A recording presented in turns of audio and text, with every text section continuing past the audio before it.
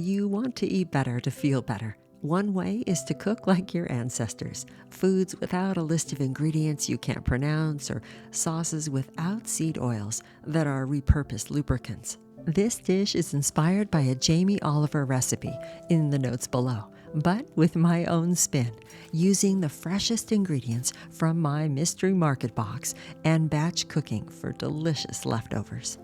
First things first, bring your protein to room temp for the best roasting results. To safely defrost fish, place it in a bowl of cool water for about 15 minutes, giving you just enough time to prep your veggies. Tail your green beans by snapping or cutting off the ends.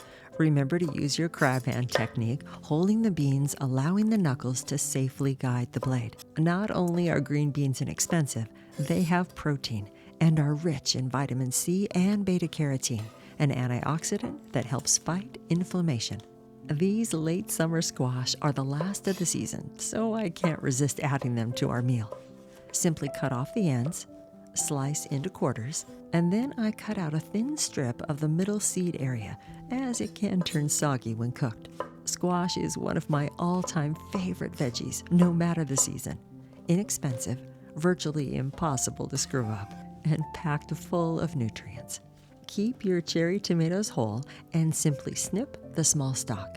When tomatoes are roasted, they shrink and become more concentrated in flavor, which brings out their natural sweetness. I like to slice a yellow onion for added texture and depth to the dish. Cut the ends, then in half, and again into quarters, so the skin is easy to peel. Then a rough chop, nothing fancy. Shift things aside, and with your trusted Dutch oven, bring 10 cups of water and 10 teaspoons of kosher salt to a boil. Waiting for your boil, focus on your breath and savor the sensory experience of cooking, free of scrolling screen time. Blanching green beans for around 90 seconds before roasting locks in flavor, color, and texture while preserving nutrients. Trust me, it's a small step with big results. Samin Nosrat explains it perfectly in her brilliant book, Salt, Fat, Acid, Heat. Time to load everything onto your trusted sheet pan. But first, remove your thawed salmon from its water bath. Unwrap and pat dry. I'm cooking just 2 pieces tonight for my husband and me. You can do as many as you'd like, with extra veggies for tomorrow. With the salmon at one end of your roasting tray, lay out your veggies at the other end. Your dried green beans, your diced soft shell squash, stemmed tomatoes, chopped onion, and then drizzle with your favorite extra virgin olive oil.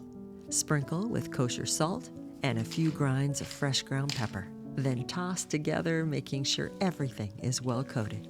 Next, 3 pantry staples: a handful of stoned briny olives for tang, a handful of fresh herbs. Basil are heavenly on this dish. I just happen to have these micro basil fresh from the market.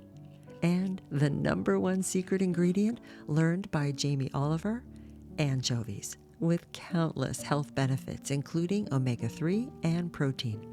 Crumble fine, and they will dissolve in the oven, so no one will know your secret.